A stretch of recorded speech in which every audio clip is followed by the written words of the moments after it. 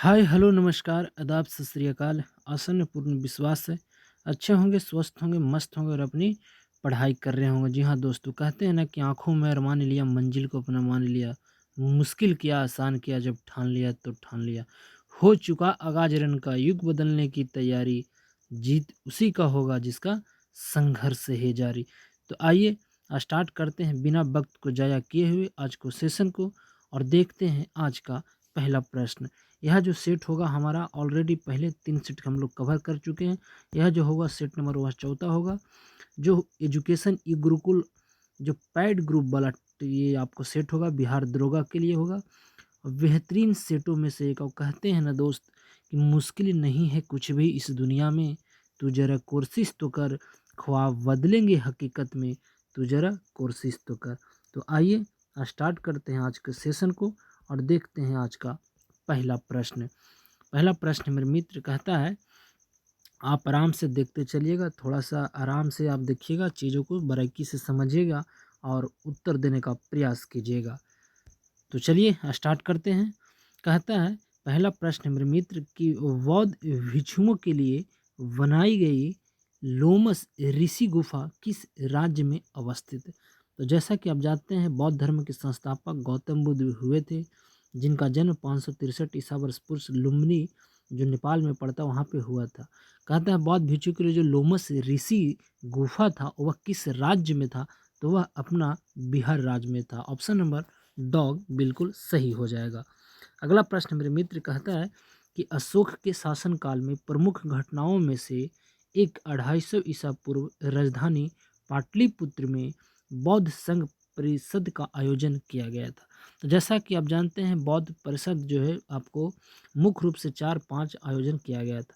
पहला कहाँ किया गया? राजगिरी, दूसरा वैशाली, तीसरा पाटलिपुत्र, चौथा कुंडलवल कश्मीर और पांचवा हर्ष के समय कनौज मध्य प्रदेश में किया गया था। तो पाटलिपुत्र में हुआ था अशोक के शासनकाल में तीसरा। तो आप इसे भी जरूर याद रखिएगा। अगला प्रश्न है कि चौथी शताब्दी ईसा पूर्व मगध की राजधानी स्थानांतरित कर दी गई थी, तो वह पाटलिपुत्र कर दिया गया था। ऑप्शन नंबर डॉग बिल्कुल सही हो जाएगा। अगला प्रश्न है कि चोल वंश के अंतर्गत किसानों की बस्तियों को किस नाम से जाना जाता था, तो वह उस समय उर के नाम से जाना जाता था। ऑप्शन नंबर सी बिल्कुल सही हो जाएगा। अगला प्रश्न है कि चंद्रगुप्त ने डैश के खिलाफ विद्रोह का नेतृत्व किया और उन्हें उखाड़ फेंका था। तो इसका जो सही आंसर होगा वह नंद वंश अर्थात डॉग बिल्कुल सही हो जाएगा। अगला प्रश्न है कि निम्नलिखित शासकों में से किसे भारत का नेपोलियन कहा जाता है। तो जैसा कि आप जानते हैं, भारत का नेपोलियन समुद्रगुप्त को कहा जाता है और भारत का शेक्सपियर जो है उसे कालिदास को कहा जाता है। तो आप इसे भी जरूर याद रखिएगा। अगला प्रश्न है कि मोहम्मद गौरी का पहला आक्रमण हुआ था जब उस समय सुल्तान पर हमला किया था, तो वह 1175 ईस्वी। ऑप्शन नंबर डॉग बिल्कुल सही हो जाएगा। अगला प्रश्न है कि गुजरात के सोमनाथ मंदिर पर किसने आक्रमण किया था। तब सब जानते हैं कि गुजरात के सोमनाथ पर मंदिर पर आक्रमण करने वाला वही था मोहम्मद गजनबी। ऑप्शन नंबर डॉग बिल्कुल सही हो जाएगा। अगला प्रश्न है कि बाबर के संस्मरण या बाबरनामा, जिसे तुजुक ए बाबरी के नाम से भी जाना जाता है, किसके द्वारा लिखा गया था। तो वह खुद बाबर ही लिखने वाला व्यक्ति थे। जो बाबरनामा तुजुक ए बाबरी उन्हीं के द्वारा लिखा गया। तो आपको ऑप्शन नंबर यहाँ पे दिखाई दे रहा होगा बाबर। ऑप्शन नंबर सी बिल्कुल सही हो जाएगा।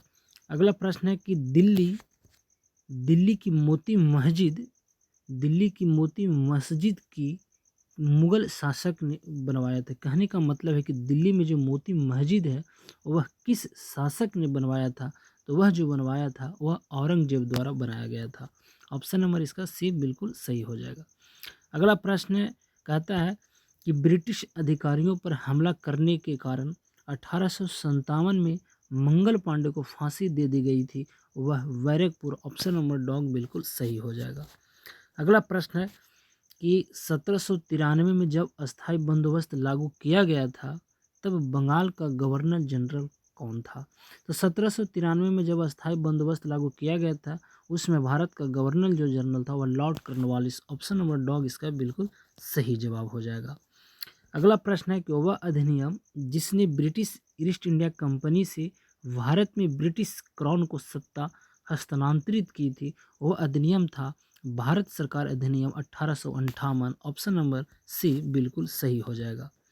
अगला प्रश्न है कि ब्रिटिश सरकार ने किस वर्ष भारत में मार्ले मिंटो सुधार की घोषणा किया था? तो आपको पता है 1909 ईस्वी में मार्लो मिंटो सुधार लाया गया था। तो ऑप्शन नंबर डॉग इसका बिल्कुल सही हो जाएगा। अगला प्रश्न मेरे मित्र कहता है कि लॉर्ड कर्जन का संबंध निम्न में से किस घटना से? तो आपको पता है लॉर्ड कर्जन का जो कार्यकाल रहा था 1899 से 1905 तक। कब तक? 1899 से लेकर 1905 तक इनका कार्यकाल रहा था और बंगाल विभाजन से संबंधित था और इसी के शासनकाल में रेलवे बोर्ड की स्थापना भी किया गया था। तो आप इसे भी जरूर याद रखिएगा।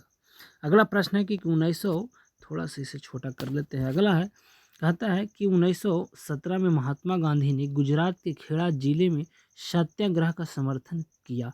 क्यों किया? उद्देश्य क्या था? तो इसमें जो ऑप्शन नंबर आपको यहाँ पे दिखाई दे रहा होगा, आपको सी के बाद आता है डॉग। कहता है कि किसान जो फसल खराब होने और प्लेग की महामारी से प्रभावित थे। ऑप्शन नंबर डॉग इसका बिल्कुल सही जवाब हो जाएगा। अगला प्रश्न मेरे मित्र कहता है सी राजगोपालाचारी ने निम्नलिखित में से किस राज्य में नमक सत्याग्रह का नेतृत्व किया था? तो डॉग ऑप्शन नंबर इसका सी बिल्कुल सही होगा, तमिलनाडु में किया गया था और राजगोपालाचारी ही भारत का स्वतंत्र भारत के प्रथम गवर्नर जनरल भी, अंतिम गवर्नर जनरल वही थे। अगला प्रश्न मेरे मित्र कहता है कि मित्र मेला एक क्रांतिकारी संगठन था जिसकी स्थापना वीर सावरकर द्वारा किस वर्ष किया गया था? तो 1899 में मित्र मेला एक क्रांति संगठन था जिसका स्थापना वीर सावरकर द्वारा किया गया था। अगला प्रश्न है कि निम्नलिखित में से कौन काकोरी ट्रेन डकैती मामले में आरोपी नहीं था? तो हमको पता है काकोरी ट्रेन डकैती 9 अगस्त 1925 को हुआ था और उसमें आरोपी भगत सिंह नहीं थे और अभी हाल ही में उत्तर प्रदेश के मुख्यमंत्री द्वारा काकोरी ट्रेन डकैती का नाम बदलकर काकोरी ट्रेन एक्शन कर दिया गया है। तो आप इसे भी जरूर याद रखिएगा। अगला प्रश्न मेरे मित्र कहता है कि अखिल भारतीय किसान कांग्रेस के प्रथम महासचिव कौन थे? तो अखिल भारतीय किसान कांग्रेस के प्रथम महासचिव थे जिनका नाम था NG रंगा। ऑप्शन नंबर डॉग इसका बिल्कुल सही हो जाएगा। अगला प्रश्न मेरे मित्र की संविधान सभा ने भारत के संविधान को कब स्वीकार किया अर्थात अंगीकृत कब किया था? तो 26 नवंबर 1949 को भारतीय संविधान को स्वीकार किया गया था और लागू किया गया था 26 जनवरी 1950 को। इसीलिए 26 जनवरी को संविधान दिवस मनाया जाता है, 26 जनवरी को गणतंत्र दिवस और 26 नवंबर को राष्ट्रीय दुग्ध दिवस भी मनाया जाता है। तो आप इसे भी जरूर याद रखिएगा। अगला प्रश्न है कि किसी राज्य के राज्यपाल के रूप में अगर नियुक्ति के लिए भारत के संविधान में निर्धारित न्यूनतम आयु क्या है? कहने का मतलब है कि राज्यपाल के लिए न्यूनतम आयु 35 वर्ष होता है, राष्ट्रपति के लिए भी 35 वर्ष, प्रधानमंत्री के लिए 25 वर्ष, मुख्यमंत्री के लिए 30 वर्ष और आपको जो है चुनाव में पंचायत में चुनाव लड़ना है तो आपको उम्र 21 साल, वोट देने का जो उम्र है वह 18 साल है। तो आप इसे भी जरूर याद रखिएगा। अगला प्रश्न है कि भारतीय संविधान में न्यायिक पुनरावलोकन की शक्ति और न्यायपालिका की स्वतंत्रता का प्रावधान किस देश से लिया गया था? आपको पता है यह अमेरिका से लिया गया। ऑप्शन नंबर डॉग बिल्कुल सही हो जाएगा। अगला प्रश्न है, जरा देखिए और बताइए कि इसका सही जवाब क्या हो जाएगा। कहता है कि निम्नलिखित में से किस वर्ष में भारतीय राष्ट्रीय कांग्रेस ने संविधान सभा की मांग की थी? तो 1934 में भारतीय राष्ट्रीय कांग्रेस ने संविधान सभा की मांग की थी। ऑप्शन नंबर डॉग इसका बिल्कुल सही हो जाएगा। अगला प्रश्न है कि भारतीय संविधान का निम्न में कौन सा अनुच्छेद समान नागरिक संहिता से संबंधित है? तो आर्टिकल 44 अर्थात बॉल इसका बिल्कुल सही हो जाएगा। और समान नागरिक संहिता भारत में एक ही राज्य में लागू है, जो वह राज्य है गोवा। तो ऑप्शन नंबर इसका डॉग बिल्कुल सही हो जाएगा। अगला प्रश्न है कि भारत में भारतीय संविधान का निम्न में कौन सा अनुच्छेद एक नए राज्य के गठन की व्यवस्था करता है? तो आर्टिकल जो है 3 बिल्कुल सही हो जाएगा। अगला प्रश्न है कि निम्नलिखित में से कौन सा विषय भारतीय संविधान की 11वीं सूची के अंतर्गत आता है? और 11वीं जो अनुसूची है वह पंचायती राज से संबंधित है और उसमें 29 विषय है। और 11वीं अनुसूची में कहा गया था कि स्वास्थ्य और स्वच्छता ये इसी के अंतर्गत आता है। तो ऑप्शन नंबर बॉल इसका बिल्कुल सही हो जाएगा। अगला प्रश्न है कि 124वें संशोधन विधेयक 2019 का संबंध किससे है? आपको पता है कि 124वें बिल विधेयक है जो आर्थिक रूप से जो कमज़ोर जिसके हम लोग बोलते थे EWS इकोनॉमिकल बैकवर्ड क्लास है, इसके तहत आपको 10% आरक्षण दिया गया था। उसी में 124वां बिल लाया गया था और संविधान जो संशोधन था वह 103वां संविधान संशोधन था। प्रश्न पूछता है कि अभी तक वर्तमान में भारत संविधान में कितने संशोधन हो चुके हैं? तो 106 संविधान संशोधन हो चुका है और 128 बिल लाया गया है। तो आप इसे भी जरूर याद रखिएगा। अगला प्रश्न है कि निम्न में कौन मौलिक अधिकार से संबंधित नहीं है? तो आपको पता है कि संघ बनाने का अधिकार, शिक्षा का अधिकार, जीवन जीने का अधिकार है, परंतु संपत्ति का जो अधिकार था उसे वही मूल अधिकार से हटाकर लीगल अधिकार में रख दिया गया है। तो ऑप्शन नंबर डॉग इसका बिल्कुल सही हो जाएगा। अगला प्रश्न है कि अंतर्राज्यीय परिषद की स्थापना किस समिति की सिफारिश पर किया गया था? तो सरकारिया आयोग की सिफारिश पर किया गया था। ऑप्शन नंबर ए बिल्कुल सही हो जाएगा। अगला प्रश्न मेरे मित्र कहता है कि राष्ट्रपति के चुनावों से संबंधित सभी विवादों एवं शंकाओं की जांच करने एवं निर्णय लेने की शक्ति किसमें का होता है? तो वह सर्वोच्च न्यायालय। ऑप्शन नंबर सी इसका बिल्कुल सही हो जाएगा। अगला प्रश्न है कि अध्यादेश की घोषणा करने की शक्ति निम्न में से किसके पास होता है? तो आपको पता है कि भारत के राष्ट्रपति जो अध्यादेश लाता है अनुच्छेद 123 के तहत लाते हैं और यह राष्ट्रपति का अधिकार है। तो ऑप्शन नंबर सी बिल्कुल बॉल इसका सही हो जाएगा। अगला प्रश्न है कि निम्नलिखित में से कौन कभी भारत के उपराष्ट्रपति नहीं बने? तो आपको गुलजारी लाल नंदा भारत के कभी उपराष्ट्रपति नहीं बने, बल्कि यह प्रधानमंत्री बने थे और वह कैसा प्रधानमंत्री? कार्यवाहक प्रधानमंत्री 2 बार बने थे। तो ऑप्शन नंबर ए बिल्कुल सही हो जाएगा। अगला प्रश्न है कि पंचायत गठित करने का चुनाव उसके विघटन की तिथि से 6 माह की अवधि तक समाप्त होने से पहले पूरा हो जाना चाहिए। तो ऑप्शन नंबर सी बिल्कुल सही हो जाएगा। अगला प्रश्न है कि निम्न में से किस केंद्र शासित प्रदेश को अशांत राज्य का दर्जा प्रदान है? तो वैसे केंद्र शासित राज्य जहां विधानसभा हो, क्या हो? विधानसभा हो, उसी को हम अशांत क्षेत्र कहा जाता है। तो पौंडीचेरी, वर्तमान पुडुचेरी। ऑप्शन नंबर ए बिल्कुल सही हो जाएगा। अगला प्रश्न है कि निम्न में से कौन सबसे बड़ा ज्ञात नक्षत्र है? नक्षत्र मतलब ग्रह, तो इसमें जो बड़ा है आपको हाइड्रा। ऑप्शन नंबर ए बिल्कुल सही हो जाएगा। अगला प्रश्न है कि कौन सा ग्रह सल्फ्यूरिक अम्ल की सफ़ेद और पीले बादलों की मोटी परत से बना है? तो वह जो है वेनस अर्थात शुक्र बिल्कुल इसका सही जवाब हो जाएगा। अगला प्रश्न है कि उत्तरी गोलार्ध में ग्रीष्मकालीन अयान किस दिन हो, होता है? कहने का मतलब है कि उत्तरी गोलार्ध में सबसे बड़ा दिन किस दिन होता है? तो 21 जून को आपको उत्तरी गोलार्ध में सबसे बड़ा दिन होता है और दक्षिणी गोलार्ध में 22 दिसंबर को होता है। तो आप इसे भी जरूर याद रखिएगा। अगला प्रश्न मेरे मित्र कहने का, देखिए आपको यहाँ पे दिखाई दे रहा होगा 21 जून, इसका डॉग इसका बिल्कुल सही था। अगला प्रश्न है कि कर्क रेखा निम्नलिखित में से किस राज्य से होकर नहीं गुजरता है? तो आपको पता है कि भारत में कर्क रेखा जो है 8 राज्यों से होकर गुजरता है, उसमें आपको आंध्र प्रदेश से नहीं गुजरता। तो ऑप्शन नंबर सी बिल्कुल सही हो जाएगा। अगला प्रश्न है कि निम्नलिखित में से कौन जल निकाय पाक जलडब्रू मध्य के सर्वाधिक समीप है? तो इसका जो सही आंसर हो जाएगा वह हो जाएगा मन्नारकी खाड़ी। ऑप्शन नंबर सी बिल्कुल सही हो जाएगा।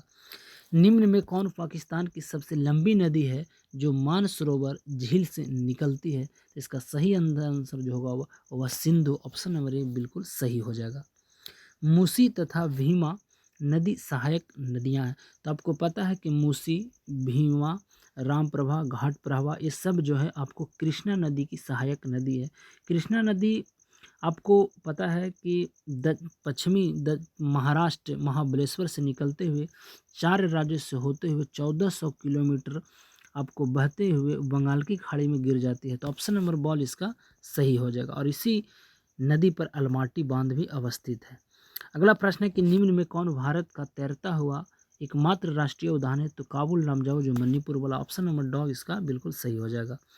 अगला प्रश्न है कि निम्नलिखित में कौन सा जलप्रपात श्रावती नदी के द्वारा बनाया गया है और भारत का सबसे ऊंचा जलप्रपात है? तो वह हो जाएगा जोग जलप्रपात। ऑप्शन नंबर सी बिल्कुल सही हो जाएगा।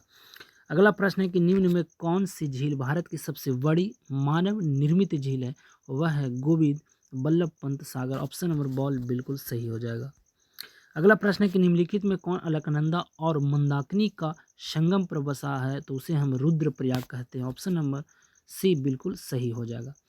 अगला प्रश्न है कि प्रसिद्ध सांस्कृतिक स्थल रानी की वाव किस नदी के तट पर अवस्थित है? आपको पता है कि प्रसिद्ध सांस्कृतिक स्थल रानी की वाव आपको गुजरात में अवस्थित है और 100 रुपया के नोट पर रानी की वावे का चित्र अंकित है और यह जो है सरस्वती नदी पर अवस्थित है। तो ऑप्शन नंबर ए बिल्कुल सही हो जाएगा।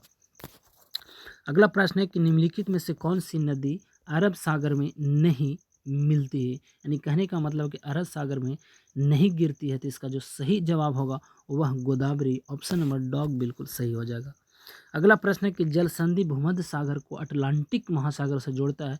तो वह जो संधि है जिब्राल्टर संधि। ऑप्शन नंबर सी बिल्कुल सही हो जाएगा। अगला प्रश्न है कि कोठार मिट्टी पर एक मृत कीट के शरीर के अंग की छाप एक उदाहरण है। तो उसे हम जीवाश्म कहते हैं। ऑप्शन नंबर डॉग बिल्कुल सही हो जाएगा। अगला प्रश्न है कि लॉरेंज वक्र क्या दर्शाता है? तो आय वितरण। ऑप्शन नंबर बॉल बिल्कुल सही हो जाना चाहिए। अगला प्रश्न है कि पूंजीगत व्यय में पर्याप्त वृद्धि या राजस्व घाटा की वजह बनता है वह कहलाता है राजकोषीय घाटा। ऑप्शन नंबर बॉल बिल्कुल सही हो जाएगा। किसी अर्थव्यवस्था में सामान्य कीमत स्तर में निरंतर वृद्धि को कहा जाता है तो वह मुद्रास्फीति। ऑप्शन नंबर सी बिल्कुल सही हो जाएगा। अगला है कि निम्न में से कौन सा अप्रत्यक्ष कर केंद्र सरकार के द्वारा वसूला जाता है? यानी कहने का मतलब है अप्रत्यक्ष कर का जो उदाहरण है वह जीएसटी है, गुड एंड सर्विस टैक्स जो सेवा एवं वस्तु कर। ऑप्शन नंबर ए बिल्कुल सही हो जाएगा। अगला प्रश्न है कि जीएसटी परिषद की अध्यक्षता कौन करता है? तो जैसा कि आपको जानते हैं कि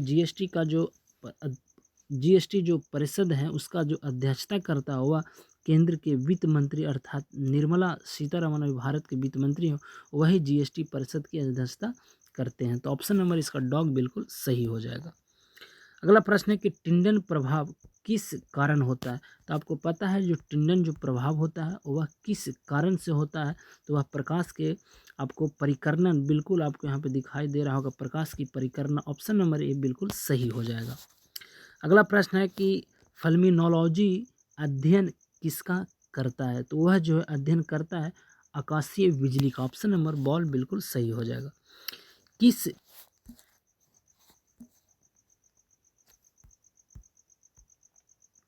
चलिए हम लोग यहाँ पे थे। कहता है कि किस घटना के कारण साफ आकाश का रंग नीला दिखाई देता है?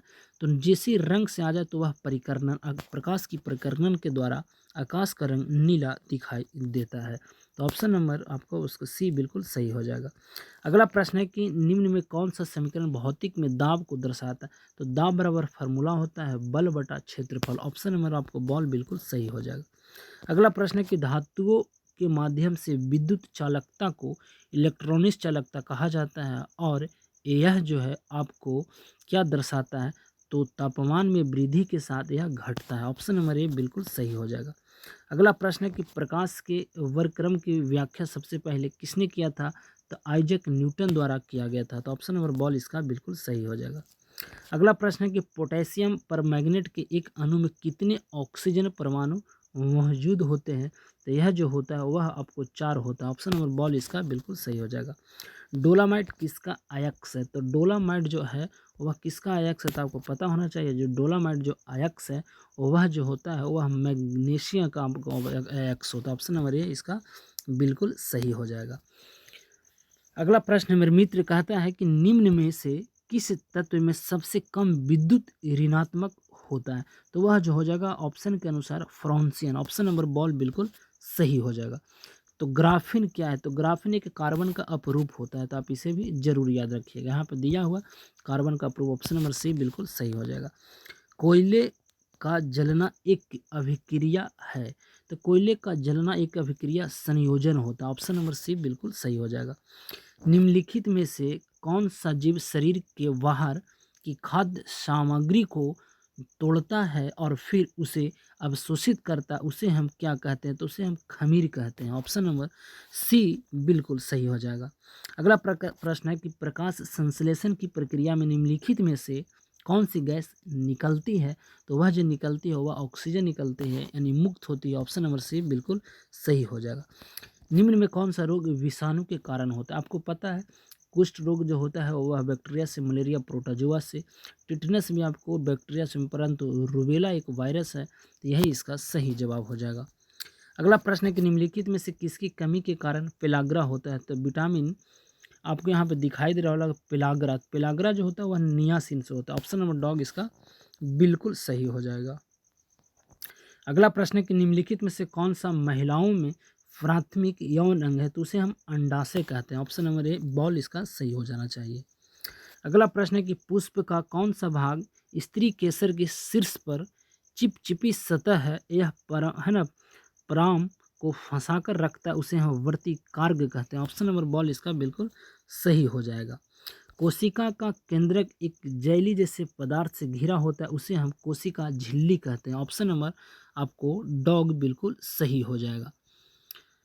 73 को कोशिका झिल्ली नहीं बल्कि साइटोप्लाज्म हो जाएगा। ऑप्शन नंबर इसका ए बिल्कुल सही हो जाएगा। कोशिका का केंद्रक एक जेली जैसा पदार्थ से घिरा होता है जिसे हम कहते हैं साइटोप्लाज्म। ऑप्शन नंबर ए बिल्कुल सही हो जाएगा मित्र। अगला प्रश्न है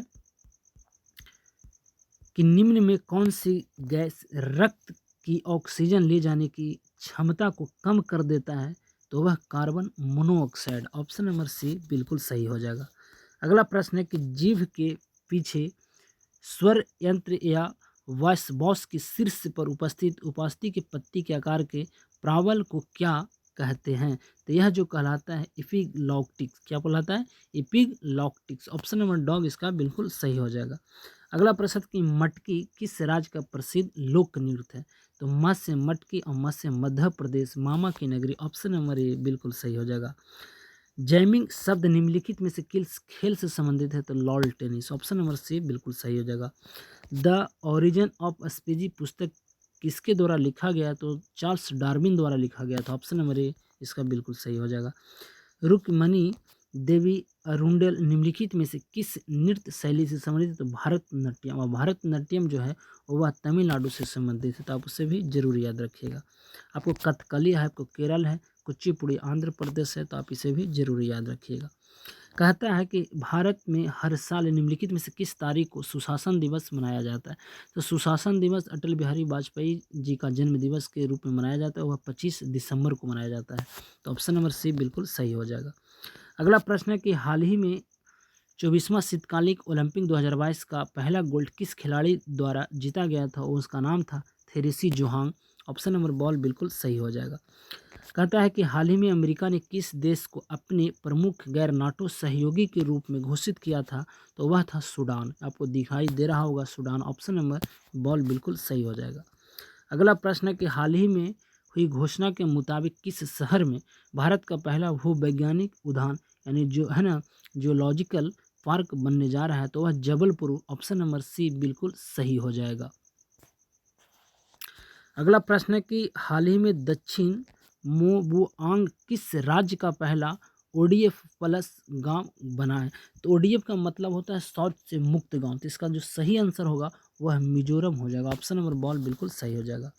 अगला प्रश्न है कि हाल ही में अंडर 19 वर्ल्ड कप 2022 का खिताब किसने जीता? यह पहली बार हुआ था और इसका जो आयोजन किया गया था वह साउथ अफ्रीका में किया गया था और भारत के कप्तान शेफाली वर्मा था और वही भारत के कप्तान, उन्हीं के कप्तान में यह भारत पहली बार और पहले ही जीत चुका है। तो ऑप्शन नंबर डॉग बिल्कुल सही हो जाएगा।